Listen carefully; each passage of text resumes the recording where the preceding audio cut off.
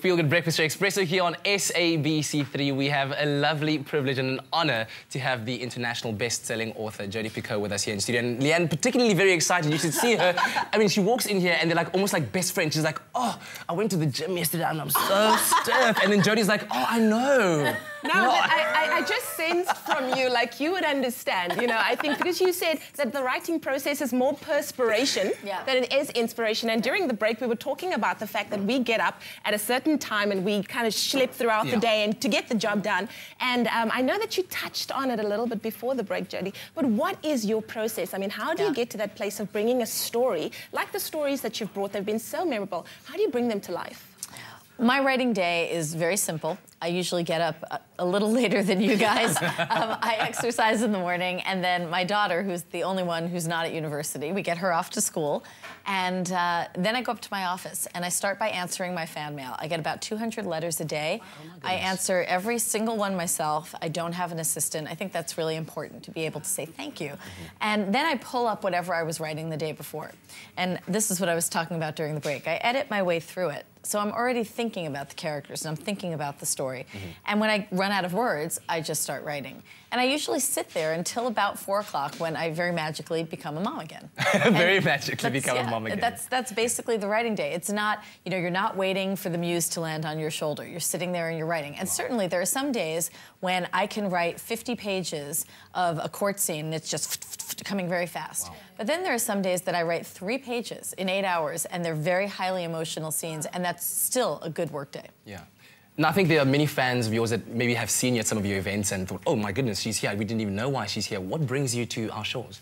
Oh, well, you have great fans here and great readers, and I try to tour several countries a year.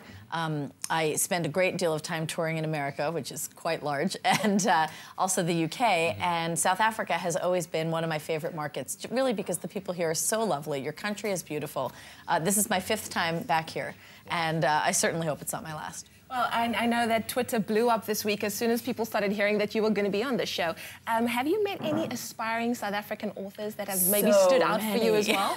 I've met a lot of them. I have not read their work, but many of them have come to my events and they've asked me, how did you do this? How do I break into this? Do you have any advice for someone who's an aspiring author?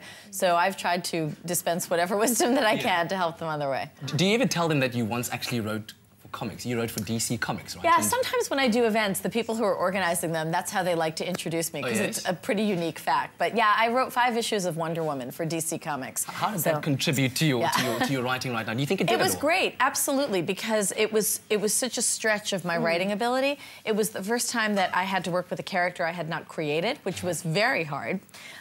It was very hard to take her and still manage to put my fingerprint on her somehow in the storyline, and to collaborate with people, because when you're writing a comic book, you're working as well with an editor very closely who has the history of the character, as well as a penciler, an inker, and it's not just about the story, it's about how you lay it out visually. That's right, there's that, the concept of the economy of words that comes in as well. Exactly. So you've got to say what you need to say with as little space as possible. And also put in the kapows and the boom. And you have to do it, you know, in like 41 pages. So you have to be thinking about, well, what's going to be a splash page? What's going to be the big opening one with, you know, pictures on both sides?